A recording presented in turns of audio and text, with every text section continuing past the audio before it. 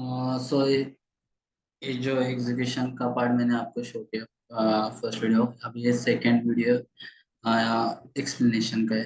First video so इसमें हमने क्या किया है कि एक फ्लास्क फ्रेमवर्क यूज किया है। फ्लास्क फ्रेमवर्क बेसिकली क्या रहता है कि उसमें अंदर हम लोग क्या करते हैं कि वो बैकएंड को आपके वेबसाइट HTML को मीन्स जो फ्रंट एंड है उसको और डेटाबेस को कनेक्ट करता है। तो इसमें क्या होता है कि इसमें एक उस क्लास फ्रेमवर्क के प्री डिफाइंड फंक्शंस रहते हैं, जैसे क्लास हो गया, section, redirect, URL for, request, ये जो सेंड फाइल, जो ये उसके फंक्शंस है जो हमने प्रोजेक्ट में यूज किए। और एक सिक्योर फाइल नेम करके एक फंक्शन से फॉर जो भी फाइल अपलोड करोगे वो उसी नेम से स्टोर हो जाए ब्लॉकचेन में। इसके लिए हमने secure file name use import किया है। उसके बाद ओएस का एक्सेस लेने के लिए ओएस यूज किया है। उसके बाद पाथलिब पर्टिकुलर लोकेशन का पाथ लेने के लिए हमने पाथलिब लाइब्रेरी यूज की है। उसके बाद रैंडम रैंडम जो लाइब्रेरी हम क्या करते हैं कि जो हमें एक रैंडम पासवर्ड क्रिएट करना है, उसके लिए हमने हमने रैंडम लाइब्रेरी यूज की है। उसके बाद हो गया क्रिप्टो पब्लिक के आरएस से। आरएस से एक एल्गोरिदम है, इसके अंदर हम लोग क्या करते हैं कि टेक्स्ट इंक्रिप्शन रहता है। जो टेक्स्ट रहता है उसको इंक्रिप्शन के लिए हम लोग आरएस यूज करते हैं। उसके बाद हमने इंपोर्ट आईपीएफएस किया है। आईपीएफएस बेसिकली एक क्लाउड प्लेटफॉर्म है। वहाँ पे हम लोग एक बेसिकली फाइल अपलोड करते हैं और जो आईपीएफएस है हमें रिटर्न हैश जनरेट करके देता है। हर एक फाइल के लिए एक डिफरेंस हैश रहता है। सो वो मोस्टली यूज किया जाता है ब्लॉकचेन में। उसके बाद हो गया crypto cipher AES. AES algorithm के अंदर हम लोग जो भी फाइल अपलोड करते हैं उसका इंक्रिप्टेड एक फाइल जनरेट करता है। जैसे कि ये देखिए, अभी एक मैंने डॉक्यूमेंट अपलोड किया, सो इसके अंदर किसी भी यूजर ने डॉक्यूमेंट उसका इंक्रिप्टेड एक फाइल जनरेट करता है। जो ये फाइल इंक्रिप्टेड जनरेट हुई है वो एईएस के थ्रू जनरेट होती है। उसके बाद हो गया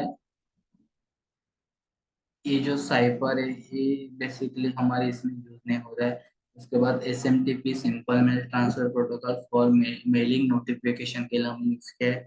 उसके बाद क्या किया है कि ये फंक्शन में ऐप कंस्ट्रक्टर रहते हैं। सो ये इस ऐप हर बार हमें जब भी क्लास में कोडिंग करते हैं तो ऐप कंस्ट्रक्टर करके जनरेट करना पड़ता है। उसके बाद ये एक पर्टिकुलर लोकेशन पे हर एक यूजर की इमेज अपलोड करने के लिए हमने ऐप राउटिंग करके एक अपलोड फोल्डर मीन्स उसी पर्टिकुलर फोल्डर के अंदर जिस कोई भी यूजर अपना इमेज डालेगा तो उसकी इमेज उसके फोल्डर में स्टोर होता है। इसके लिए यहाँ पे वो पाथ डिफाइन किया है। उसके बाद हो गया एक रैंडम स्ट्रिंग जनरेट करके यूज करते हैं क्लास में।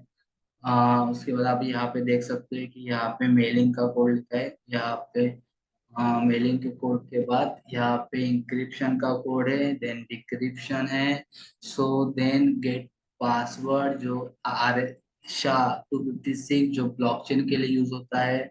सो उसके बाद ये राउटिंग हो गया। ये राउटिंग का पार्ट आता है, जैसे कि एक पेज से न्यू पेज में मूव होना हो। सो हम लोग ब्लॉकचेन जो फ्लास्क फ्रेमवर्क के अंदर रहता है हर एक फंक्शनैलिटी जनरेट करते हैं। सेम जैंगो भी सेम है, जैसे फ्लास्क है वो जैसे सेम है। बस फ्लास्क में यही रहता है कि उसकी जो कॉम्प्लेक्सिटी ज्यादा नहीं रहती। आप जैंगो से डी जैंगो यूज कर रहे हो तो उसमें कॉम्प्लेक्सिटी ज्यादा बढ़ती है। सो यहाँ पे वन पेज पे एक ही पेज जो ऐप डॉट पी है उस पे कोड रहता है। और जो डी जैंगो है उसमें नंबर ऑफ पाइथन की फाइल्स रहती है। इसके वजह से जो कॉम्प्लेक्सिटी ज्यादा रहती है। ओके। उसके बाद जो कॉम्प्लेक्सिटी रिमूव करने के लिए हमने क्लास फ्रेमवर्क यूज किया। So easy to read, easy to learn. So mostly machine learning के लिए ज्यादा यूज होता है, सो हमने क्लास फ्रेमवर्क यूज किया इसमें। उसके बाद यहाँ हो गया ये राउटिंग हो गई। हर एक फंक्शन के अंदर हर एक पेज की राउटिंग है। जो अभी हम लोग क्लास फ्रेमवर्क कैसे वर्क करते हैं ये समझ के लेते हैं। इसके अंदर क्या रहता है कि एक स्टैटिक फोल्डर रहता है। स्टैटिक के अंदर हमारे CSS के पार्ट रहता है, इमेज हो गए, JS का पार्ट, और जो भी हमें एक पर्टिकुलर यूजर की इमेज लेनी है उसके फोल्डर जनरेट करके उसका पार्ट। वो जो चीजें रहती है वो स्टैटिक फोल्डर के अंदर रहती है। सेकंड जो फोल्डर रहता है टेम्पलेट्स, जो HTML की फाइल्स रहती है वो टेम्पलेट्स फोल्डर में रहती है। उसके बाद रहता है app.py, ये हमारी मेन फाइल होती है। सो ये हो गया हमारा क्लास का स्ट्रक्चर। उसके अंदर हमने सेक्शन हैंडलर यूज किए। सेक्शन में मोस्टली क्या करता है, जो पर्टिकुलर बंदा जो पर्टिकुलर यूजर ऐड हो रहा है उसका सेक्शन जनरेट करने के लिए सेक्शन हैंडल करके हमने फंक्शन जनरेट किया। तो क्या होता है कि हर एक जो यूजर ऐड होगा उसको वैलिड रहेगा, तो वही यूजर उसकी फंक्शनलिटी यूज कर सकता है। उसके बाद हो गया रजिस्ट्रेशन, ये राउटिंग हो गया, राउटिंग का पार्ट है हर एक पेज के लिए। जब भी हम लोग यहाँ से रिपोर्ट रहता है वो क्लोज कर देते हैं। यहाँ से जब भी हम लोग यहाँ पे ग्रीन बटन पे क्लिक करके जब भी हम लोग वेबसाइट रन करते हो, तो यहाँ पे कंसोल स्टार्ट होता है और आपको यहाँ पे मैसेज आता है आईपी स्टार्ट होने का। उसके बाद आपका एक यूआरएल आती है। नॉर्मली ये यूआरएल आप कॉपी करके आप डालोगे ब्राउजर, कोई भी ब्राउजर पे नहीं, जहाँ पे आपका मेटामास्क कनेक्ट है ये वाला, उसी पेज पे आपको ये जो यूआरएल है पेस्ट कर।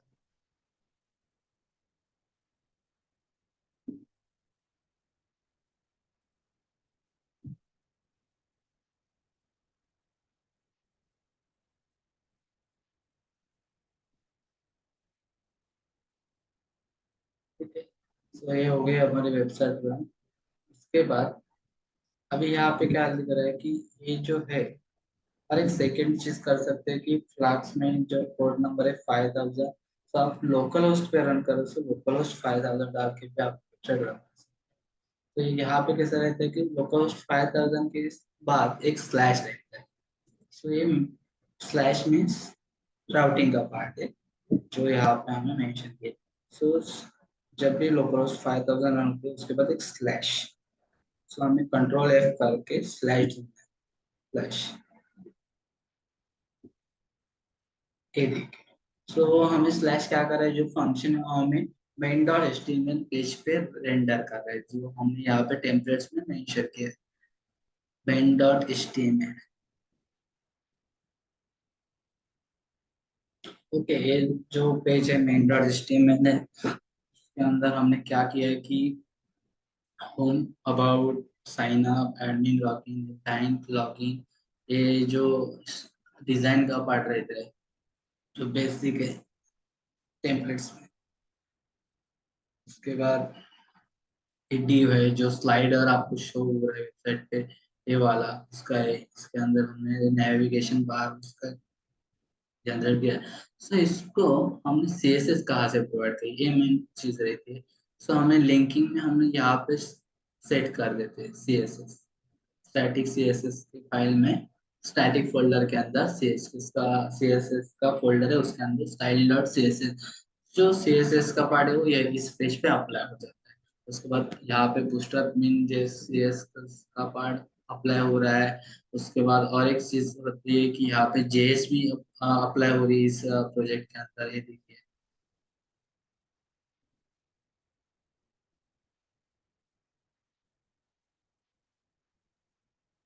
ये मूव हो रहा है इस JS का पार्ट है जो डायनेमिक टाइप से आपको रन होते हुए दिख रहे हैं।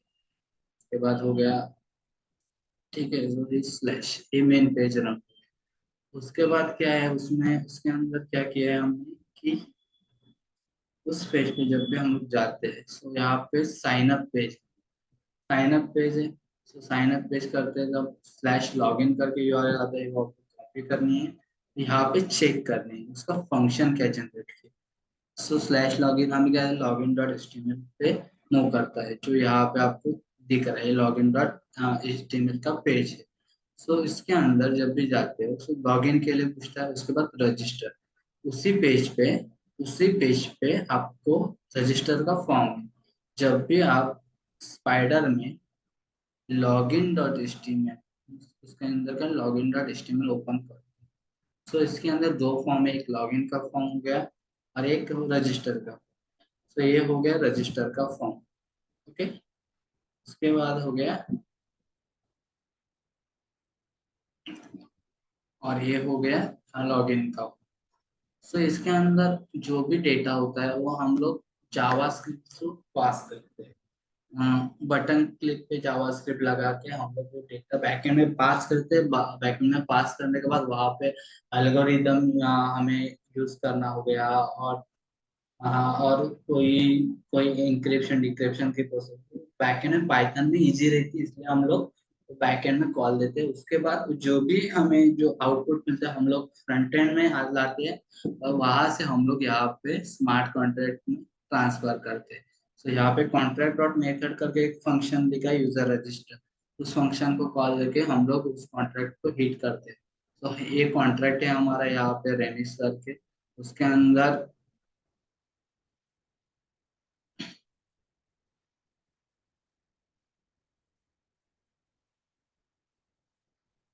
उसके अंदर कॉन्ट्रैक्ट में KYC dot sol dot sol ये एक्सटेंशन है सॉलिडिटी लैंग्वेज का। उसके अंदर हमने हर एक पेज कॉन्ट्रैक्ट में हर एक फंक्शन लिखा है। उस फंक्शन में हम लोग हर एक पैरामीटर्स जो भी कॉलम के नेम्स जो इनपुट यूजर्स आएंगे वो पास करते हैं और वो स्मार्ट कॉन्ट्रैक्ट में ऐड करते हैं। सो मैं पहले उसका फ्लो बता देता हूँ कि कैसे होता है रजिस्ट्रेशन। सो ये देखिए, हर एक ये रजिस्ट्रेशन का फॉर्म है। इसके अंदर क्या रहता है कि हर एक यूजर नेम, पर्टिकुलर इनपुट का एक यूजर नेम रहता है, एक नेम और एक आईडी रहती है। सो हम लोग इस आईडी के थ्रू हर एक यूजर ने जो भी इनपुट डाला वो फेच करते हैं। और एक बटन का आईडी रहती है, बटन क्लिक का आईडी रहती है। सो जब भी हम लोग उस बटन क्लिक करते हैं सो बटन आईडी रन होती है, उसके अंदर जो भी आईडी है हमें हर एक यूजर ने जो इनपुट डाला है वो यहाँ पे फेच करते हैं थ्रू आईडी। उसके बाद हम लोग यहाँ पे इफ एंड एल्स कंडीशन लगा रहे, वैलिडेशन रहते हैं कि कोई भी इनपुट एम्प्टी रहेगी तो प्लीज इंटर वैलिड डिटेल्स। उसके बाद जो भी ईमेल है वो वैलिड रहना चाहिए, उसके लिए फिल्टर करके ईमेल का इंक्रिप्टेड टेक्स्ट रखा है। सो इस इंक्रिप्टेड टेक्स्ट के अंदर रहेगा तो ही वैलिड माना जाएगा। उसके बाद मोबाइल का वैलिडेशन है यहाँ पे। अभी ये जो वैलिडेशन है फुलफिल होने के बाद एल्स पार्ट रन होता है। ठीक है, ये कंडीशन ट्रू रहेगी तो उसके बाद एल्स पार्ट रन होगा, उसमें क्या होगा, बटन क्लिक। तो उसके अंदर क्या हो रहा है कि अजेक्स अजेक्स कॉल लगा है कि इसमें हमने अजेक्स भी यूज किया है। तो इसमें टाइप पोस्ट है। पोस्ट मीन्स क्या रहते हैं कि जो भी मेथड रहते हैं उसको दो टाइप रहते हैं, एक्शन रहते, एक एक्शन रहता है और एक मेथड। मेथड में दो टाइप रहते हैं, एक पोस्ट मेथड रहते हैं और एक गेट गेट मेथड रहते हैं। गेट मेथड मोस्टली क्या रहती है कि देखो, आप जब भी कोई यार कोई भी चीज आप किसी भी यूजर का, अभी शाहरुख खान की वेबसाइट होगी, शानिकट में, तो हमें उसका डिटेल्स यहाँ पे शो होता है। सो यहाँ पे हमने जो भी गूगल है उसने गेट मेथड यूज किया, तो उसके थ्रू ये आपको उसकी डिटेल्स शो होते हैं हमें। यहाँ पे जब भी हम लोग पोस्ट मेथड यूज करते हैं तो यहाँ पे कोई यूआरएल लिंक में हम कोई डेटा हमें शो नहीं होता। सो ये चीज रहती है। ओके, उसके बाद हमने यूजर ने इनपुट ईमेल दिया, मोबाइल और उस जो भी फोल्डर का पाथ वो हमने यहाँ पे लिया है। उसके बाद हमने यूआरएल को कॉल किया। तो ये यूआरएल आपको रजिस्टर यूजर आपको स्पाइडर में पाइथन में बैकएंड में मिल जाएगा। तो यहाँ पे ऐप डॉट पी पे जाना है, यहाँ पे सर्च करना है। ठीक है, रजिस्टर यूजर। सो हमने जो भी डेटा पास किया है जस्ट कॉल थ्रू। सो यहाँ पे बैकएंड में फेच हुआ है name of user, email, password, mobile और फाइल, जो भी फाइल रहेगी। उसके बाद हमने क्या किया कि अपलोड फोल्डर जो स्पेसिफिक लोकेशन है उस लोकेशन पे उसके फोल्डर नेम से हमने उस फोल्डर का जो भी इमेज उसने यूजर की इमेज डाली वो इस पर्टिकुलर लोकेशन पे हमने सेव किया। उसके बाद हमने क्या किया, उसको एक ये क्या रहती है कि कॉम्प्लेक्सिटी ज्यादा नहीं हो रहा है, इसकी वजह से हमने एक डेटा वेरिएबल क्रिएट किया, उसके अंदर ईमेल, मोबाइल, फाइल नेम, उसकी डिटेल्स ऐड की है। उसके बाद हमने लिस्ट फाइल एक लिस्ट जनरेट किया, उसके अंदर हमने क्या क्या पास किया, नेम, पासवर्ड, डेटा वन में इसमें सभी चीजें आती है कि ईमेल आता है, मोबाइल आता है, फाइल से। तो ये हमने पास किए। ये पास होने के बाद क्या होता है कि ये प्रोसेस कंप्लीट हो गई। उसके बाद हमने मेलिंग का फंक्शन रन किया है। इसमें हमने user verification take successfully completely registration. Okay, उसके बाद उसको मेल जाएगा उस पर्टिकुलर यूजर को, उसके बाद वो हमें रिटर्न क्या करेगा, ये लिस्ट रिटर्न करेगा।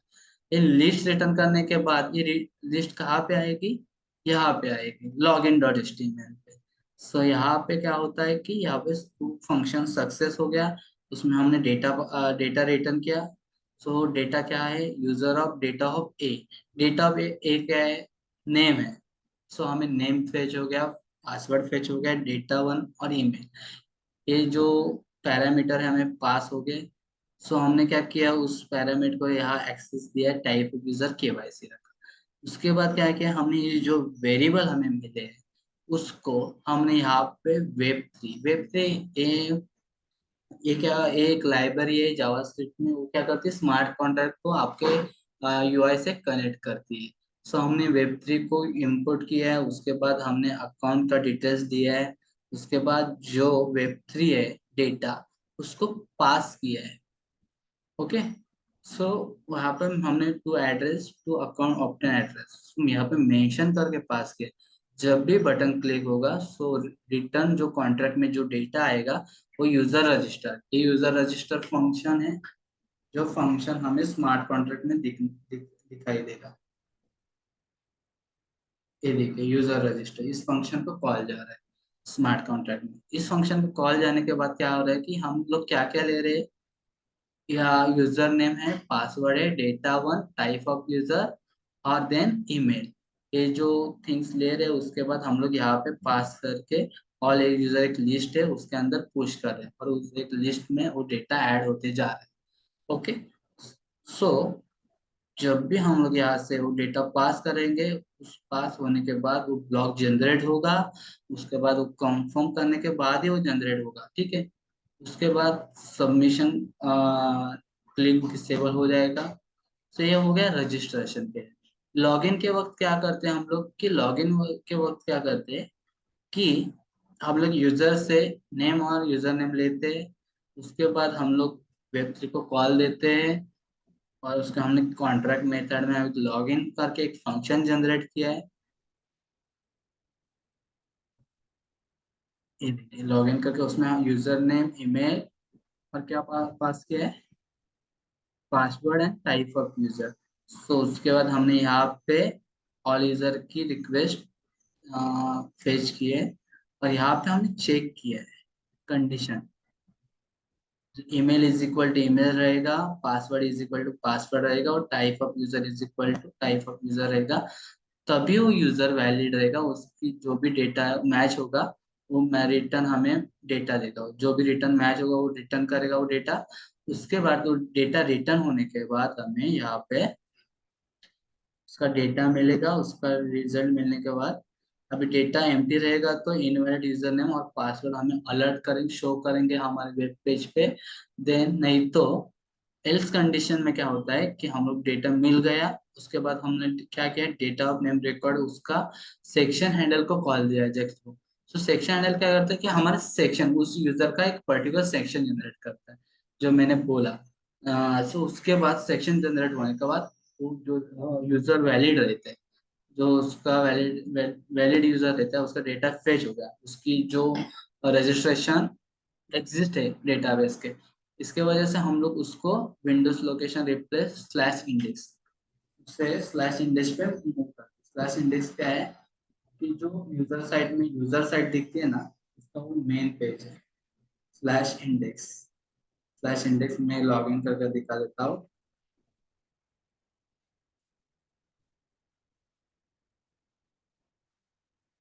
हमने अभी फाइल का किया था ना, सो उसका पास फार्म देकर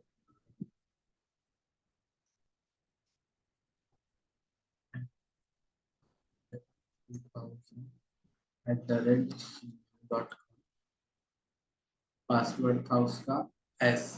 सो ये जो रिकॉर्ड हमने यूजर नेम इनपुट थे वो क्या होता है कि लॉगिन के थ्रू फंक्शन कॉन्ट्रैक्ट को कॉल जाता है, उसमें हम लोग मैच करते हैं, email is equal to email, password is equal to password. So उसका डेटा वो रजिस्टर के फंक्शन में चेक करता है कि वो एग्जिट है कि नहीं।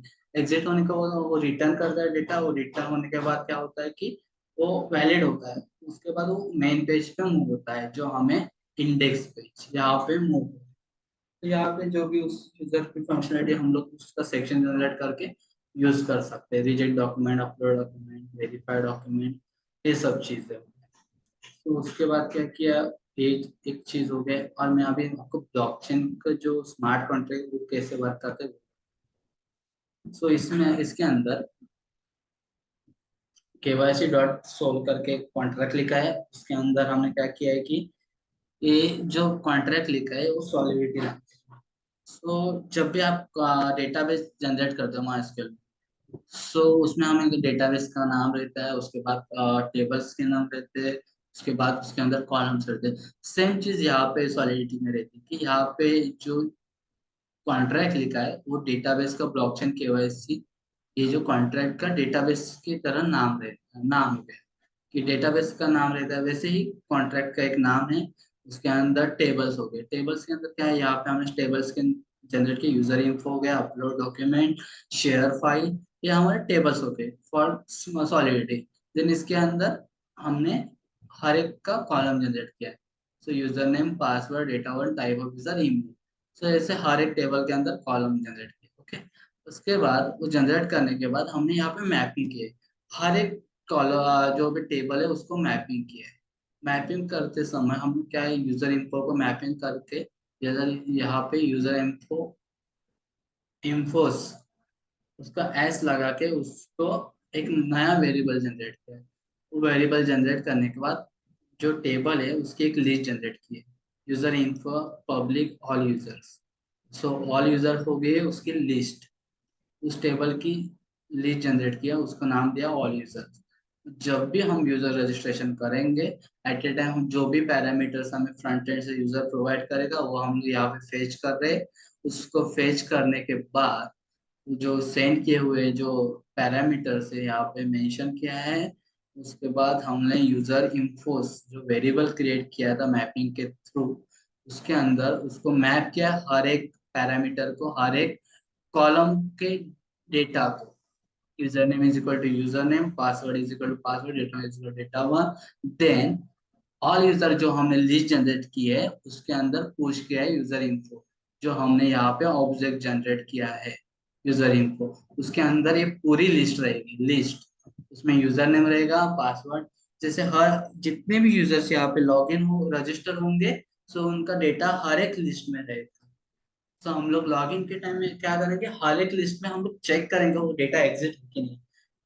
पर्टिकुलर यूजर का लॉगिन और पासवर्ड एग्जिट रहेगा, ईमेल आईडी और पासवर्ड, तो उसका डेटा रिट्रीव करेगा यूजर, और उसका डेटा वैलिड होने के बाद हमें नेक्स्ट पेज पे उसके यूजर साइड में पास मीन्स रीडायरेक्ट करेगा।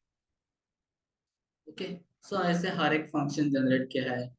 सो इस स्मार्ट कॉन्ट्रैक्ट की एक लिमिट रहती है, उसी लिमिट तक हम लोग यूज कर सकते हैं, क्योंकि ये हम लोग लोकल होस्ट पे यूज कर रहे हैं इसके वजह से।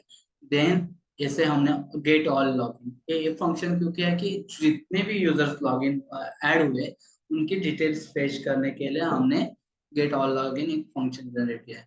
अपलोड, अपलोड मीन्स क्या, जो भी हम लोग अपलोड जो फॉर्म हम लोग फिल करते हैं यहाँ पे।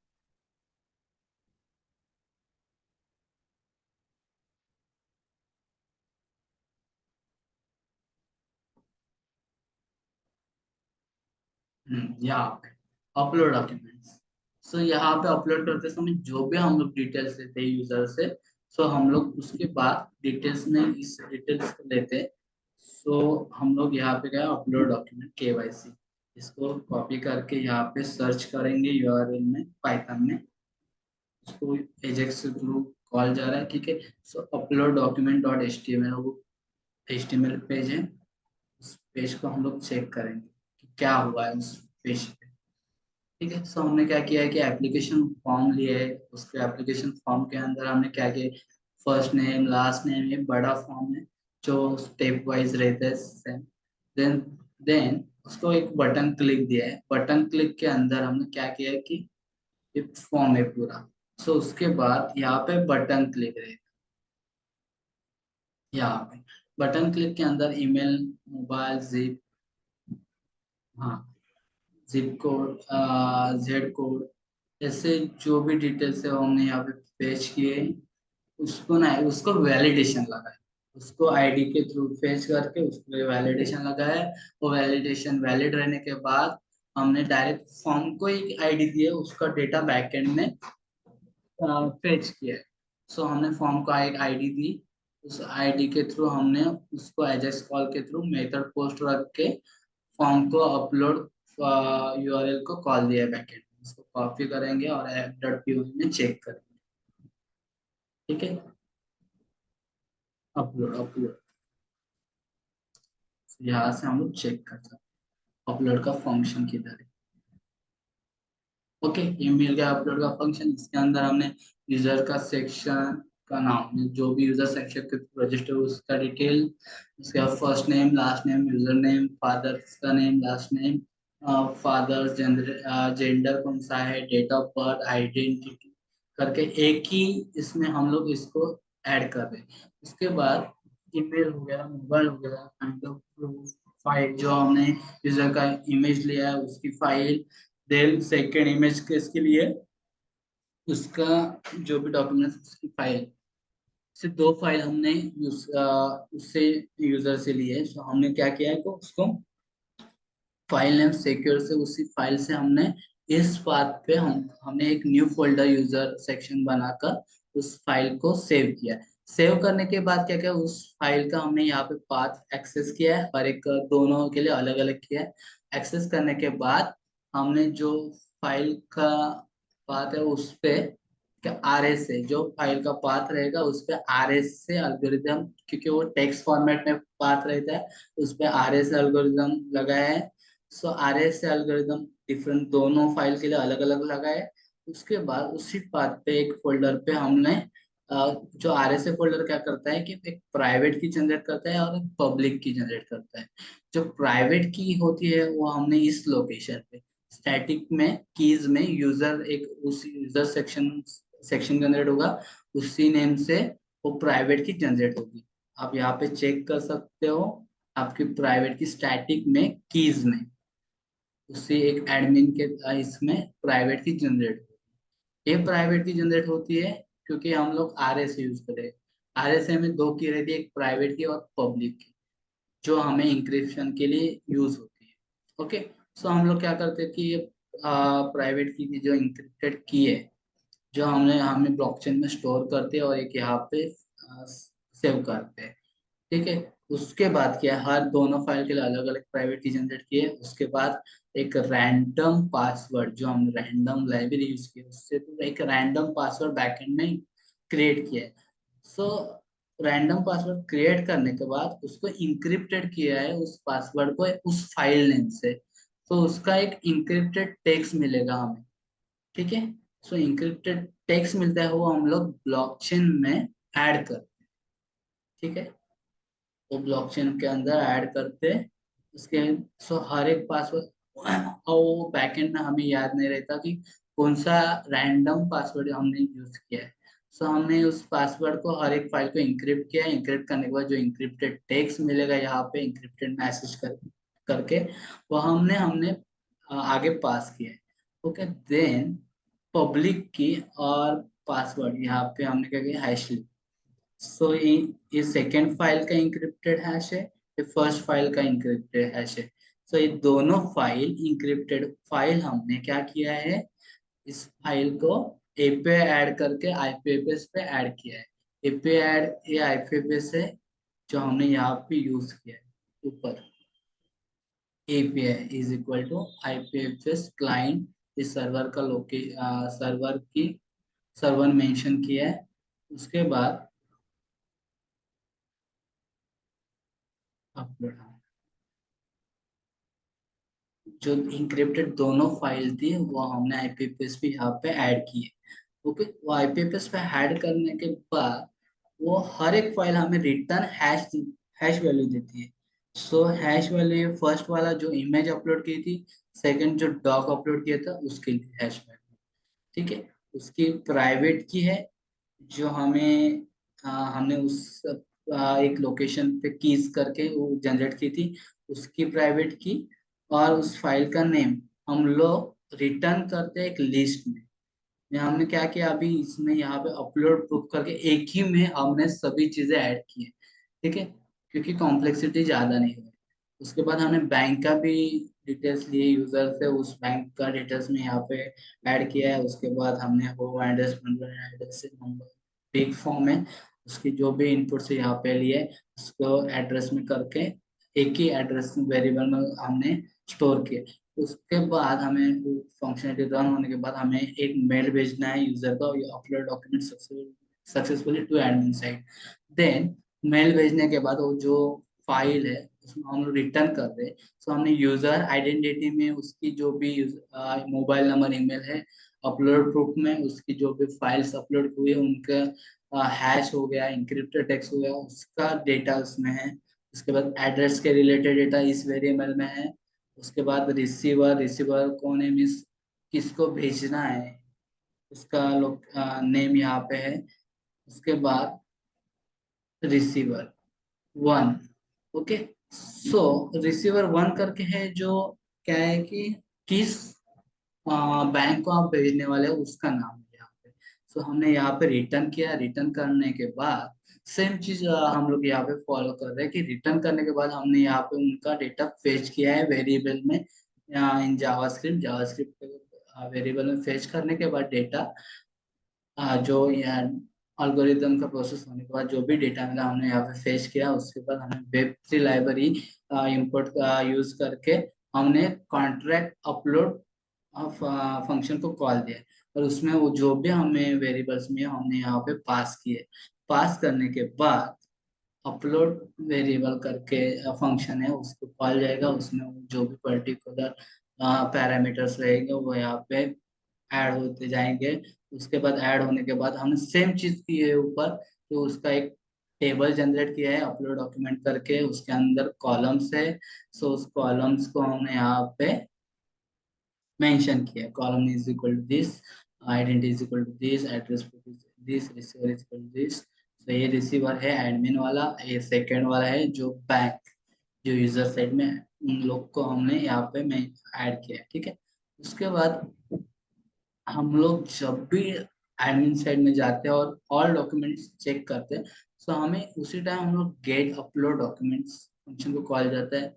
उसमें हम लोग क्या करते हैं, user name, receiver and receiver one सब मैच करके हम लोग यहाँ पे उनका डेटा फेच करते हैं।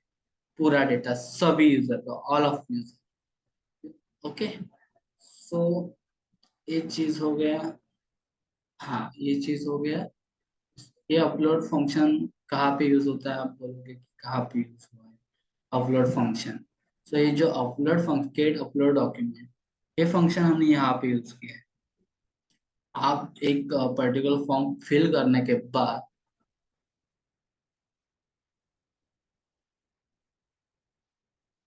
आप जब भी अपलोड डॉक्यूमेंट में चेक करते हो, तो आपको यहाँ पे अपलोड डॉक्यूमेंट शो, ओके। सो डेटा जितने भी आपने अपलोड किए उनका डेटा आपके यूजर नेम से हम फेच करते हैं, पर्टिकुलर यूजर नेम का, और उसके बाद यहाँ पे वो आपको शो होता है। सो आप बोलोगे अभी फाइल आपको शो होती है, इस फाइल के अंदर भी एक फंक्शनलिटी रहती है डिक्रिप्शन का। जब भी फाइल हम लोग अपलोड करते हैं इंक्रिप्टेड हुए, और हम लोग जब भी फाइल डाउनलोड करने जाते हैं तो डिक्रिप्शन को कॉल देना पड़ता है। डिक्रिप्शन को कॉल देते समय हम क्या करते हैं कि शो करते समय, देखो उस फंक्शन को कॉल करते हैं ना, जब भी शो यहाँ पे, जब भी आप यहाँ से शो करते हो सब एट अ टाइम आपका बैकएंड में डिक्रिप्शन स्टार्ट होता है। तो इस फंक्शन को कॉल जाके बैकएंड में हम लोग जो भी डेटा मिला है हमें ब्लॉकचेन सर्वर से, उस डेटा को हम लोग रिपीट प्रोसेस में जैसे ऐड किया था, जनरेट किया था, उसके अपोजिट प्रोसेस करके हम लोग उसका डेटा फेच करते हैं। उसको फिर से डिक्रिप्टेड में क्या करते हैं कि हम लोग जो भी डिटेल्स हमने ऐड की थी, जो भी इंक्रिप्शन के लिए यूज किया था, उसका अपोजिट डिक्रिप्शन के लिए यूज करते हैं। डेटा मिला है उसको हम लोग कन्वर्ट करते हैं बाइट में। बाइट में कन्वर्ट करने के बाद हमें ओरिजिनल जो इमेज थी वो मिलती है। सो यहाँ पे हम लोग यूजर ने डिक्रिप्टेड इमेज इस पाथ पे शो हो रही है। स्टैटिक में डिक्रिप्टेड करके एक फोल्डर है।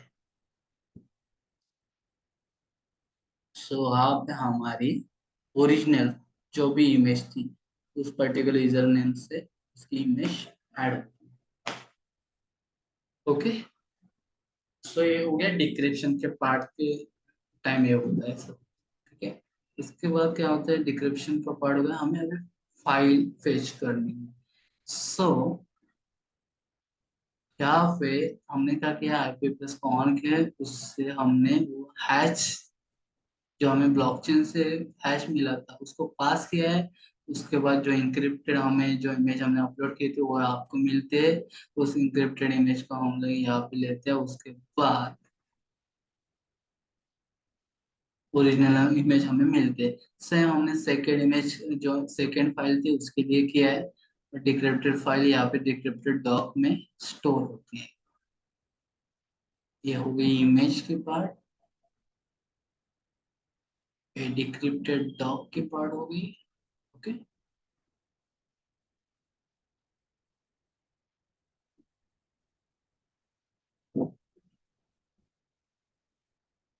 Okay, same. सो ये डिक्रिप्शन का पार्ट है। सो हर एक फंक्शन के लिए डिस्प्ले करने के लिए भी हम डेटा यहाँ से फेच करके उसको डिक्रिप्ट करके वापस हमें शो करना होता है हर एक पेज पे। सो ये सब चीज होती है यहाँ पे, अपलोड डॉक्यूमेंट्स। ठीक है, ये आपको पता चला कि जब भी आप शो पे क्लिक कर दो तो आपको डिक्रिप्शन होकर आपकी डिक्रिप्टेड फाइल आपकी स्टोर होकर आपको यहाँ पे यूआई पे सेट किए। तो ये सेट कैसे किए, ये एक चीज रहती है कि स्टूडेंट के दिमाग में कैसे की। तो हमने क्या किया, display dot H T M L. अभी शो पे क्लिक करने के बाद क्या होता है कि show dot H T M L run होता है। Show dot H T M L आपको एच टी एम एल के पेज में चेक करना है। ओके, ये मिल गया। उसके बाद हम लोग क्या कर रहे हैं कि show dot H T M L में उनके ऑल रिकॉर्ड करके एक डेटा मिलता है जो सर्वर से, उसको डेटा को हमने एक लिस्ट में पास किया है एचटीएमएल। उसके बाद जो हमें दो फाइल मिलती है डिक्रिप्टर करके, उनको फाइल को यहाँ पे मेंशन किया, फाइल 1 फाइल 2 और प्रूफ। हमने इस पेज पे मूव किया है और इस पेज पे हम लोग यहाँ पे वो आउटपुट फाइल 1 यहाँ पे शो करे। यहाँ से डाउनलोड किया के लिए वो जो भी डॉक रहेगा उसको डाउनलोड कर रहे। देन यहाँ पे रिकॉर्ड ऑफ 11 जो भी यूजर ने इनपुट दिया है उसका कॉन्टेक्ट नंबर और रिकॉर्ड ऑफ 11 के पोजीशन लिस्ट में उसका कॉन्टेक्ट नंबर है, वो एड्रेस कहाँ पे है और रिकॉर्ड के 0 पोजीशन पे उसका एड्रेस और पिन कोड है। ओके, देन परमानेंट एड्रेस और रिकॉर्ड ऑफ इसमें हमने यहाँ पे मेंशन किया। सो यहाँ पे अपलोड डॉक्यूमेंट्स जो किए थे उसमें डेट कौन सी थी और रिकॉर्ड ऑफ 6 पोजीशन में लिस्ट के अंदर थी, तो हमने यहाँ पे रिटर्न किया है। सो यही यूआई पे चीज ऐसे birth date this. Okay, same. तो ये हो गया आपको आफ्टर वेब पे जो भी डेटा यूजर से ब्लॉकचेन से जो भी डेटा हमें मिला है वो आपको शो कर, उसका नाम पे है यहाँ पे।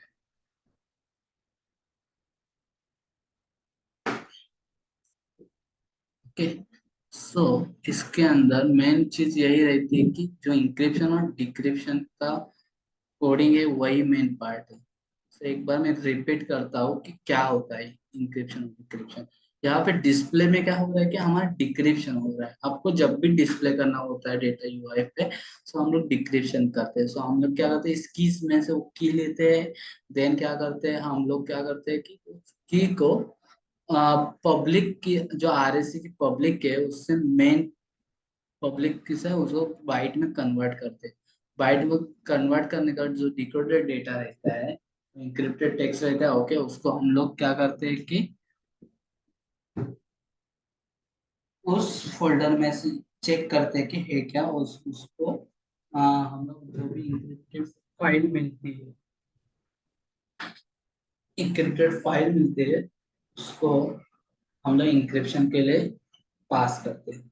सो हमने क्या किया है, डिक्रिप्शन के लिए यहाँ पे पास है डिक्रिप्शन 11 डिक्रिप्शन 11।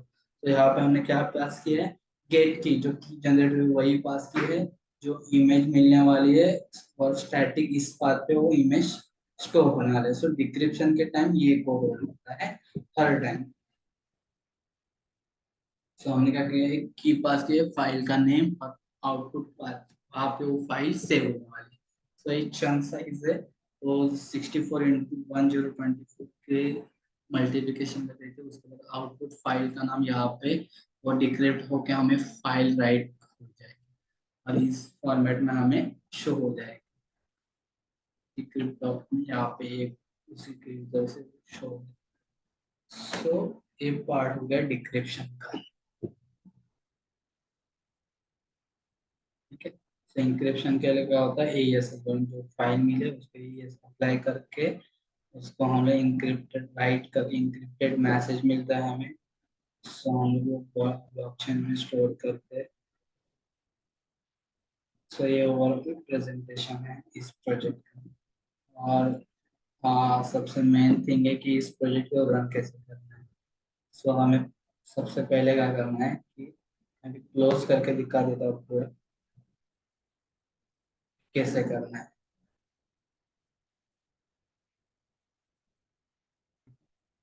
सो आपको क्या करना है बस,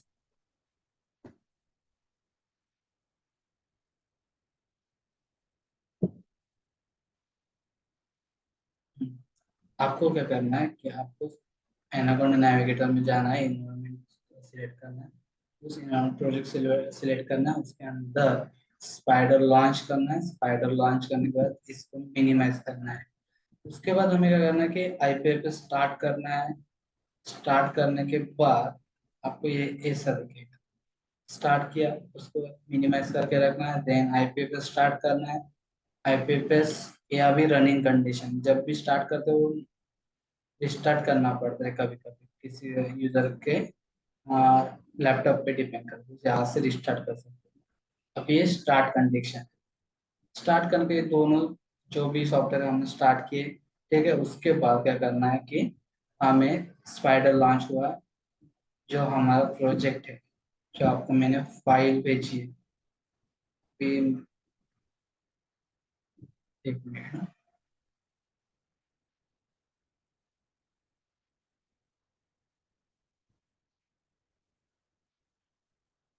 केवाईसी अपडेटेड केवाईसी जो ये पाथ है कॉपी करना है और हमें यहाँ पे आपको जिस फोल्डर का जो पाथ है यहाँ पे हमने वो पेस्ट करना है। Okay, control C control paste करने के बाद हमें जो भी हमारे फोल्डर रहेंगे वो आपको शो होंगे।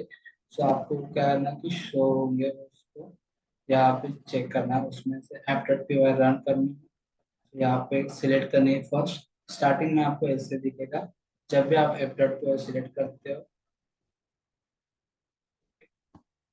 सिलेक्ट करने है। सिलेक्ट किया उसके पहले हमें क्या करना है कि हमें रेमिक्स पे जाना है, स्मार्ट कॉन्ट्रैक्ट पे। यहाँ पे रेमिक्स टाइप करना है, इथेरियम आईडी। स्टार्ट किया, स्टार्ट करने के बाद हमने आपको एक जो स्मार्ट कॉन्ट्रैक्ट का जो फाइल हमने ट्रांसफर किया है तो आप पे दिखेगा, उसको ओपन करना है। ठीक है, यही कोड हमने यहाँ पे कॉपी किया है कॉन्ट्रैक्ट। इसके बाद डॉट सोल करके कॉन्ट्रैक्ट जनरेट किया, कॉन्ट्रैक्ट के अंदर यहाँ पे पेस्ट किया है। उसके बाद कंपाइल करने के बाद आपको जो एपीआई मिलता है ब्लॉकचेन डॉट जेएस में हमने पेस्ट किया है। ओके, उसके बाद क्या होता है कि यहाँ पे आपको नॉर्मल कैसे यहाँ पे गनाशे प्रोवाइडर जस्ट सेलेक्ट करना है। सेलेक्ट किया, आपका जो गनाशे 8545 पे रन होगा उसको ओके किया। उसके बाद एक कनेक्ट हो गया। कनेक्ट होने के बाद इसको मिनिमम नॉर्मल ऐसे ही रखना है। उसके बाद यहाँ से app.py जो पाइथन की फाइल रन करनी है। अब यहाँ पे आपको एक दिखेगा कि आप जब भी पाइथन की फाइल रन करने का ऑप्शन आता है, जब भी कोई टेक्स्ट फाइल होगी, एचटीएमएल फाइल ओपन करोगे तो आपको उसको रन करने का ऑप्शन नहीं आता है। सो स्पाइडर बेसिकली पाइथन को कोड रन करने के लिए यूज किया जाता है। सो ये रन हो गया, उसके बाद आपको जाना है ब्राउजर पे। वहां पे आपको नॉर्मली लोकल होस्ट 5000 डालोगे तो ये वेबसाइट रन हो जाएगी। सो कभी कभी आपको मेटामास्क आपको पासवर्ड पूछता है, सो उसका पासवर्ड हमने जब भी इंस्टॉलेशन करते तभी ऐड करते हैं कि 1 to 8 रहता है। ओके, एग्री करके एक्सेप्ट करना। तो ये आपका, आपको ब्लॉकचेन सर्वर्स या ईथर्स प्रोवाइड होते हैं जो हर एक ट्रांजैक्शन के बाद मिनिमाइज होती है। जो हम लोग फर्स्ट अकाउंट से ईथर बाय कर फेच कर रहे हैं, जो मेटा मार्क्स में दिख रहे हैं आपको। ओके, ईथर है, जब भी आप ट्रांजैक्शन करोगे तो ये ईथर 0.001 में माइनस होते जाएंगे, तो मिनिमम मोड में माइनस होते हैं। अब ये लोकल हॉस्पिटल, जब भी आप, ये क्या रहता है कि एक पर्टिकुलर वॉलेट है, जब भी आप एक सर्वर साइड पे काम करोगे, आप इसका रियल टाइम में वर्क करोगे, तभी इस वॉलेट का ईथर हम लोग बाय करते हैं। तो ईथर आपके इस वॉलेट में ही रहेंगे, आपको तब गनाशे का कुछ यूज नहीं रहेगा। वॉलेट को कनेक्ट करना और आपका जो भी वेबसाइट है, आपको उसमें लॉगिन रजिस्टर करके आपको ट्रांजेक्शन करने रहते हैं। हर एक ट्रांजेक्शन पे आपका इथर मिनिमाइज हो जाएगा। ओके, तो ये हो गया। उसके बाद आपको रजिस्ट्रेशन करना है, रजिस्टर करना है यूजर का, एक तो बैंक का रजिस्ट्रेशन करना है। जो एडमिन है उसका बाय डिफॉल्ट पासवर्ड है एडमिन, वो आप चेंज भी कर सकते हो, ऐसा कुछ नहीं है, आपके हिसाब से।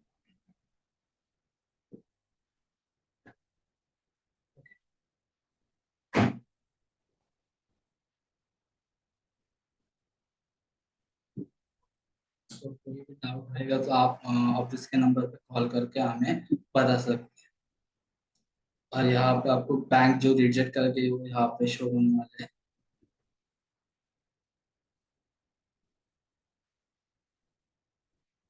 और बैंक जो एक्सेप्ट करने वाले है डेटा यहाँ पे। Okay, thank you so much.